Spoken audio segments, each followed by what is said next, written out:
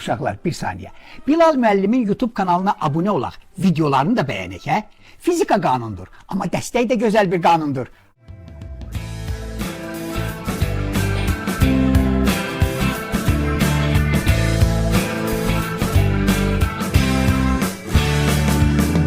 Mexaniki dalğalar mövzusu ilə davam edirik. Suyun səthində yayılan dalğanın qrafiki verilmişdir. Hansı nöqtələr arasındakı məsafə rəqsin amplituduna uyğun gəlir? Amplitud dediyimiz tarazlıq vəziyyətindən maksimum yerdəyişmədir. Buna görə də tarazlıq vəziyyətindən maksimum yerdəyişmə 2 və 6 arası ola bilər və yaxud da 2 ilə 5 arası ola bilər. Cavablar arasında 2-5 verildiyi üçün sualın cavabı D variantı olur. Yəni gördüyümüz kimi cavablarda 2-6 yoxdur. 2-6 da düzgün cavab olmalıdır. İkinci sualda suyun səthində yayılan dalğanın qrafiki verilmişdir. Hansı nöqtələr arasındakı məsafə dalğa uzunluğuna uyğun gəlir? Dalğa uzunluğuna uyğun gəlməsi üçün belə deyək, bir periyod saymağımız lazımdır. Bir nöqtəsindən başlasaq 1, 2, 3, 4. 4 amplitud. Bu 1 və 4 nöqtələri arasındakı məsafə dalğa uzunluğuna uyğun gəlir. Üçüncü sualda dalğanın yayılma sürəti 2 metr bölü saniyə. Rəqsin periyodu 5 saniyə olarsa dalğa uzunluğunu hesablayın. Lambda bərabərdir V vurulsun T yaza bilərik. Sürətin qiyməti 2 metr bölü saniyə, periyodun qiyməti 5 saniyə. Bunları bir-birinə vurarıq və dalğa uzunluğu 10 metr alınır. Dalğa uzunluğu 200 metr. Tezliyi 0,1 Hz olan dalğanın yayılma sürətini hesablayın. V bərabərdir lambda vurulsun nü. Bu da bərabərdir dalğa uzunluğunun qiyməti 200 metr. Tezliyin qiyməti 0,1 Hz. Bunları bir-birinə vurduğumuz zaman dalğanın yayılma sürəti 20 metr bölü saniyə olar. Lambda vurulsun V ifadəsi, daha doğrusu lambda vurulsun nü ifadəsi ilə hansı fizik kəmiyyət müəyyən olunur? V bərabərdir lambda vurulsun nüdür. Bu dalğanın yayılma sürətidir. Dalğanın yayılma sürəti lambda vurulsun nü ifadəsi ilə hesablanır. Mexaniki dalğanın yayılma sürəti mühitin xassələrindən asılıdır. Rəqslərin fəzada yayılması dalğa adlanır. Verilmiş zaman anında rəqs edən mühit hissəciklərinin yerdəyişməsinin dalğa mənbəyindən olan məsafədən asılılıq qrafiki verilib. Dalğa uzunluğu nəyə bərabərdir?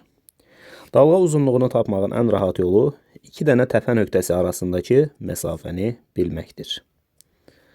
Bura əgər 4 və 8-dirsə, 4 və 8-in arasında 6 yerləşir, burada isə 2 yerləşir. Burada da 10-dur. Deməli, dalğa uzunluğunu hesablamaq üçün 2 və 10 arasındakı məsafəni, yəni 8 metri götürmək lazımdır. Mühitlərdən hansında mexaniki dalğanın yayılma sürəti ən böyükdür? Mexaniki dalğa bərk cisimlərdə daha böyük sürətlə yayılır. Burada da polad bərk mühit olduğu üçün burada mexaniki dalğanın yayılma sürəti ən böyükdür. Mexaniki dalğalar vakuumda yayıla bilməz. Mexaniki dalğanın yayılması üçün elastik bir mühit lazımdır. Vakuum isə elastik bir mühit deyil. 12-ci sualda eyni bir cins mühitdə yerləşən iki mənbə dalğa uzunluqları lambda 1 bərabərdir lambda və lambda 2 bərabərdir 2 lambda olan mexaniki dalğa şüalandırır. Bu dalğaların mənbələrdən eyni uzaqlıqda yerləşən nöqtəyə çatma müddətlərinin nisbətini hesablayın. Eyni bir cins mühitdə dediyini üçün burada biz demişdik ki, mexaniki dalğanın yayılma sürəti mühitin xassələrindən asılıdır. Əgər mühit eyni bir mühitdirsə, o zaman mexaniki dalğaların yayılma sürətləri bir-birinə bərabərdir. O zaman eyni uzaqlıq dediyi üçün məsafələr də eynidir. Yəni S1 bərabərdir S2-dir. O zaman T'lər də bir-birinə bərabər olmalıdır. Yəni belə düşünə bilərsiniz. S bərabərdir V vurulsun T. Əgər S'lər bərabərdirsə, V'lər bərabərdirsə, o zaman T'lərin də bərabər olması lazımdır. Yəni T1 bölü T2 nisbəti 1-ə bərabərdir deyə bilərik. Növbəti sualda deyir ki, eyni bir cins mühitdə yerləşən iki mənbə mexaniki dalğalar şüalandırır. Bu şüaların mənbələrdən eyni məsafədə yerləşən nöqtəyə çatma vaxtlarının nisbətini hesablayın. Əvvəlki məsələdə necədirsə, burada da elə. Eyni bir cins mühit dediyi üçün mexaniki dalğaların yayılma sürətləri bir-birinə bərabərdir. V1 bərabərdir V2.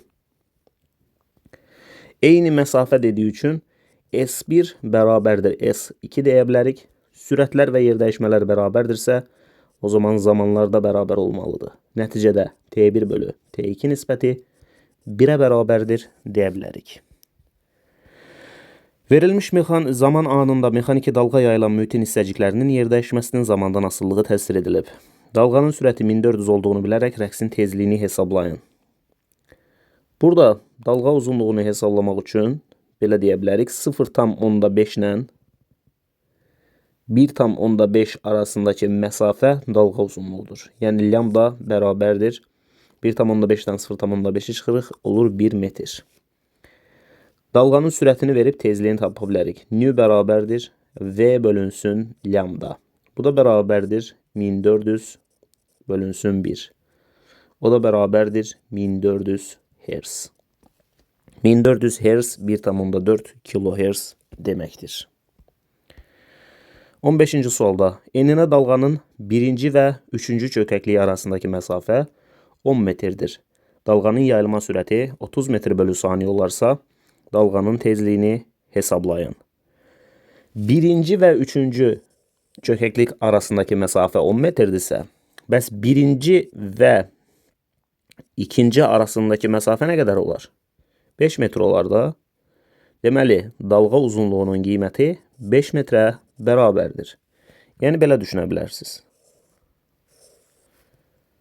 Bu birinci çökəklik, bu ikinci çökəklik, bu da üçüncü çökəklik. Bax, bu şəkildə olsa əgər. Birinci və üçüncü arasındakı məsafə 10 metrdirsə, o zaman birinci və ikinci arasındakı məsafə 5 metr olmalıdır. Bax, buradan bura 5 metr, buradan burada 5 metr. Deməli, birinci və üçüncü arasındakı məsafə 10 metrdir. Birinci və ikinci arasındakı məsafə isə 5 metrdir. Yəni, dalğa uzunluğu 5 metrdir.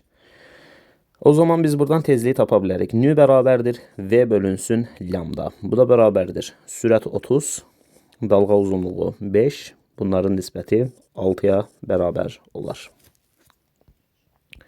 16-cı sualda dalğanın yayılma sürəti 10 metr bölü saniyə, rəqsin periodu 2 saniyədir. Dalğanın fazalar fərqi pi bölü 2 olan iki nöqtəsi arasındakı məsafəni hesablayın.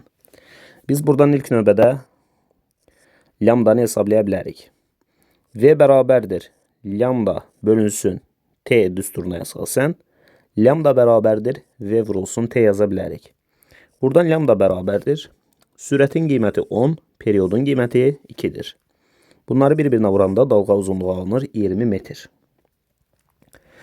20 metr, belə deyək, 20 metrə uyğun gələn fazlar fərqi 2 pi'dir. Yəni 360 dərəcə.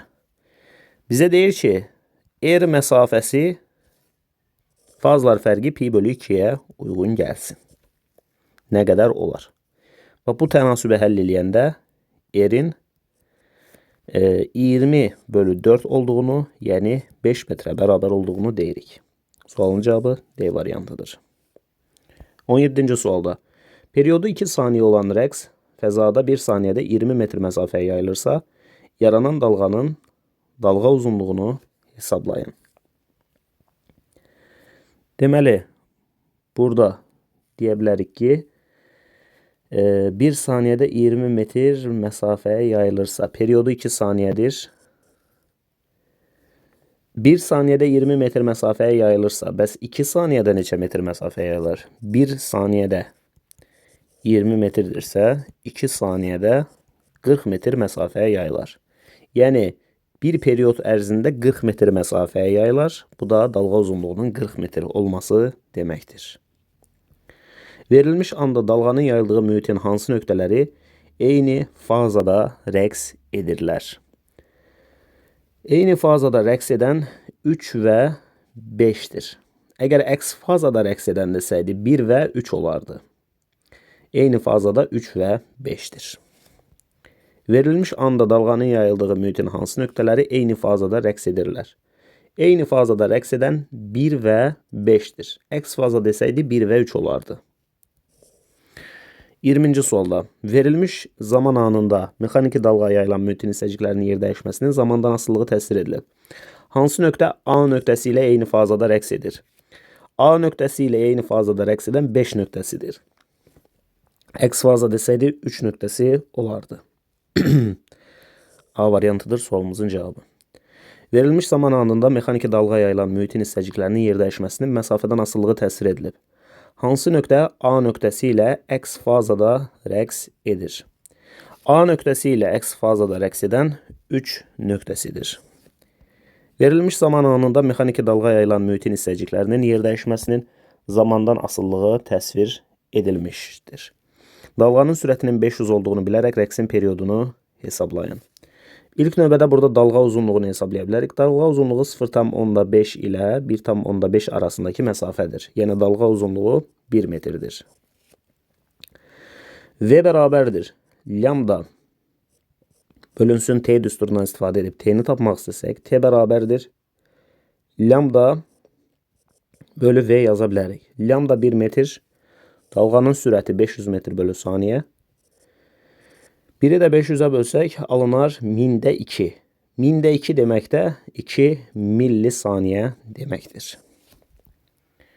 Verilmiş zaman anında dalğanın yayıldığı mühitdə zərrəciklərin yer dəyişməsinin məsafədən asılılıq qrafiki verilmişdir. Mühitin M və N nöqtələrinin rəqsləri arasındakı fazalar fərqi nəyə bərabərdir? M nöqtəsindən başlasaq, bir periyod ərzində bura gəlsək əgər, bura 2pi'dir. M'dən, məsələn, buradakı K arasındakı fazalar fərqi 2pi'dir. K'dan da bir dənə N'ə gedəndə, buradan burada pi bölü 2'dir. Yəni, alınacaqdır nə qədər? 2,5 pi. Baxın, bura pi bölü 2, bura pi, sonra bura 3 pi bölü 2, yəni 270 dərəcə, bura 2 pi, yəni 360 dərəcə. Burada 2 pi'nin üzərinə pi bölü 2 gəlirik. Bu da olur 2,5 pi. M nöqtəsi 0'da, N nöqtəsi isə 2,5 pi'də. Fazalar fərqi də olmalıdır 2,5 pi. 24'də açar sözlərdən istifadə edin deyir bizə. Deməli, mexaniki dalğa zaman keçdikcə elastiki mühitdə yayılma prosesidir. Mexaniki dalğa mexaniki rəqslərin elastiki mühitdə zaman keçdikcə yayılması prosesidir. Mexaniki dalğa vakumda yayılmır. Mühitin zərrəciklərinin rəqsi dalğanın yayılma istiqamətinə perpendikulyardırsa, belə dalğa eninə dalğa adlanır. Uzunluğa dalğada isə mühitin zərrəciklərinin rəqsi dalğanın yayılma istiqamətinə paralel olur. Deməli, dalğa uzunluğu bir rəqs periodu müddətində dalğanın yayıldığı məsafədir. Dalğanın sürəti dalğa uzunluğunun rəqsin perioduna nisbətinə bərabərdir. V bərabərdir lambda bölü T. Yəni bura period yazırıq. 4'ü də yazdım bura. 5, 3, 1, 6, 2, 4. 5, 3, 1, 6, 2, 4 sualımızın cevabı D variantı olmuş oldu. Növbəti sualda verilmiş zaman anında mexaniki dalğa yayılan mühitin hissəciklərinin yer dəyişməsinin məsafədən asılılığı təsvir edilib. Dalğanın sürətinin 1200 olduğunu bilərək rəqsin tezliyini hesablayın. Dalğa uzunluğunu hesablasaq, 1'dən başlasaq, 3'ə qədər olan bu məsafə dalğa uzunluğudur. Lambda bərabərdir 1 ilə 3'ün arasında 2 metr məsafə var. Deməli, dalğa uzunluğu 2 metrdir. Tezliyi hesablamaq istəsək, nü bərabərdir V bölü lambda yaza bilərik. Sürətin qiyməti 1200 metr bölü saniyə. Dalğa uzunluğu 2 metr. Bunları bir-birinə bölsək tezliyin qiyməti 600 Hz alınır. Euler-Venn diaqramında mexaniki dalğalar üçün uyğun bəndləri müəyyən edin. Mühitin zərrəciklərinin rəqsi hərəkət istiqamətinə perpendikulyardırsa, bu enlə dalğadır.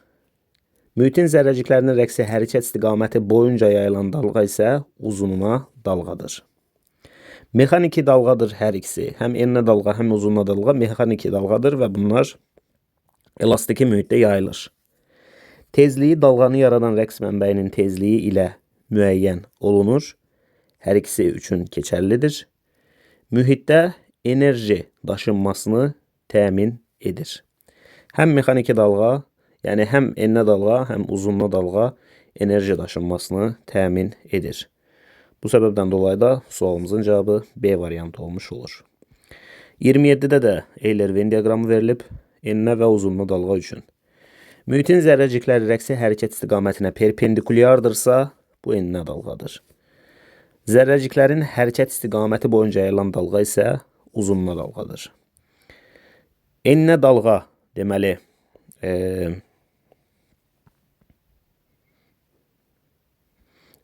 enli dalğa və uzunlu dalğa.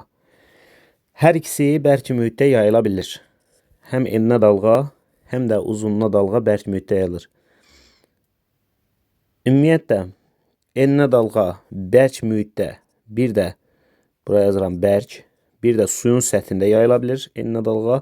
Uzunlu dalğa isə bərkdə, mayedə, qazda hər birində yayılır. Bərk mühitdə yayılan deməli həm enli dalğadır, həm də uzunlu dalğadır. Üçü ortaya yazdıq. Mühitdə maddə daşınması baş vermir. Nə eninə, nə də uzunlu dalğada maddə daşınması baş vermir. Tezliyi dalğanı yaradan rəqs mənbəyinin tezliyi ilə müəyyən olunur. Hər ikisi üçün bu keçərlidir. Yəni tezliyi mənbəyin tezliyindən əlaqəlidir. Bu səbəbdən dolayı da sualımızın cavabı C variantı olmalıdır deyirik. Və keçirik növbəti suala.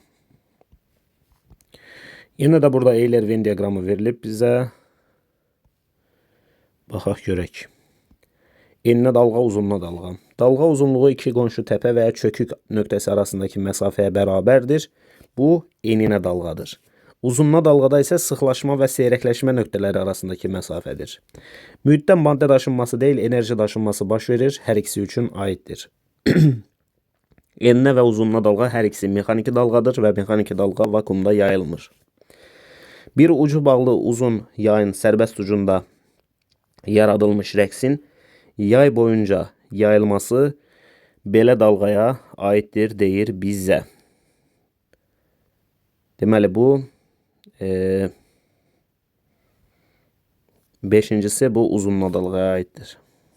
5-də buraya yazdıq. Deməli oldu 1, 2, 5, 3, 4. Yəni C variantı. 29-cu sualda. Dalğanın yayılma sürəti 20 metr bölü saniyə, rəqsin periodu 2 saniyədir. Dalğanın fazlar fərqi pi bölü 2 olan iki nöqtəsi arasındakı məsafəni hesablayın. Burada belə düşünə bilərik. Birinci növbədə dalğa uzunluğunu hesablayaq. Lambda bərabərdir V vurulsun T. Bu da bərabərdir. Sürətin qiyməti 20 metr bölü saniyə, rəqsin periodu 2 saniyə. Bunları bir-birinə vuranda dalğa uzunluğu 40 metr alınır. 40 metrə uyğun fazlar fərqi 2 pi'dir. Erə uyğun fazlar fərqi isə pi bölü 2'dir. Biz buradan eri tapacağıq. Er, çarpaz vursaq, er vurulsun 2 pi bərabərdir. 40 vurulsun, bax 40'ı da pi bölü 2'ye vururuq. Pi bölü 2. Pi ilə pi'ni apardıq. Nə qaldı? 2r bərabərdir. 40 ilə 2'ni də aparanda burada 20 qalır. 2r bərabərdir 20. Buradan r bərabərdir 10 metr olar. Bilal müəllimin YouTube kanalına abunə olub, videolarını bəyənək, çocuklar. Təşəkkürlər. 30'da yay boyunca tezliyi 3 Hz olan dalğa yayılır. Bir-birindən 30 cm məsafədə yerləşən iki nöqtənin rəqsləri 60 dərəcəlik fazlar fərqi ilə baş verirsə dalğanın sürətini hesablayın. 60 dərəcəlik fazlar fərqi. 60 dərəcə pi bölü 3 deməkdir də. Pi 180 dərəcədir axı. Deməli pi bölü 3'ə uyğun gələn məsafə nə qədərdir? 30 cm-dir. Olsun. Bəs 2 pi'yə uyğun gələn nə qədər olar? 2 pi'yə uyğun gələn də lambdadır. Yenə bunları bir-birinə çarpaz vuraq görək nə göstərəcək. Deməli pi bölü 3 vurulsun lambda bərabərdir 2 pi vurulsun 30. Pi bölü 3'ü lambdaya vurduq, 2 pi də 30'a vurduq. Pi'ləri apardım. Qaldı burada lambda bölü 3 bərabərdir 2-nin də 30-a vuranda 60. Buradan lambdanı tapsaq, lambda bərabərdir 180 santimetr olduğu üçün santimetr. Lambda bərabərdir 180 santimetr. 180 santimetr deməkdə 1,8 metr deməkdir. Buradan dalğanın yayılma sürətini hesablayacağıq. V bərabərdir lambda vurulsun nü. Buradan V bərabərdir. Dalğa uzunluğu 1,8. Tezliyin qiyməti 3. Bunları bir-birinə vuranda dalğanın yayılma sürəti 5,4 metr bölü saniyə alınır. Növbəti sualda dalğa mənbəyi 5 saniyədə 110 rəqs edir. Yayılan dalğanın uzunluğunu hesablayın. Birinci növbədə tezliyi hesablayaq. Nü bərabərdir n bölü t. Bu da bərabərdir 110'u 5'e böləndə alınır 22 Hz. İndi dalğanın uzunluğunu hesablayacaq. Lambda bərabərdir V bölünsün nü. Bu da bərabərdir. Deməli, sürətin qiymətini verib 330. Tezliyin qiymətini tapdıq 22. Bu da bərabərdir. Bölək burada 330'u 22'ye bölək. 1, 22, 110. Bu da 5. Deməli, dalğa uzunluğu oldu 15 metr. Növbəti sualda dalğanın mühitdə yayılma sürəti 340 metr bölü saniyə, dalğa uzunluğu isə 17 metrdir. Bu dalğanı yaradan mənbə 20 saniyədə neçə rəqs edər? Belə düşünə bilərik. Nü bərabərdir V bölünsün lambda, həm də nü bərabərdir n bölü t. O zaman bunları hər ikisi nüyə bərabər olduğu üçün bir-birinə bərabər eləyək. V bölü lambda bərabərdir n bölü t. Bizə nə lazımdır? Neçə rəqs edər? Yəni rəqslərin sayı lazımdır. N bərabərdir. N ilə lambda çarpaz vurulduğu üçün lambdanı yazdım məxrəcdə. V ilə də t çarpaz vurulur. VT-ni də yazdım yuxarıda. Bu da bərabərdir. Sürətin qiyməti 340. Zamanın qiyməti 20. Dalğa uzunluğunun qiyməti 17. Bu da bərabərdir. 340 ilə 17'ni apardım. Burada qaldı 20. 20'ni də 20'ye vurdum. Alındı 400. Beləliklə bu videonun da sonuna gəlmiş olduq. İzlədiyiniz üçün təşəkkür edirəm. Növbəti videolarda görüşənədək. Özünüzə yaxşı baxın. Sağ olun, salamat qalın.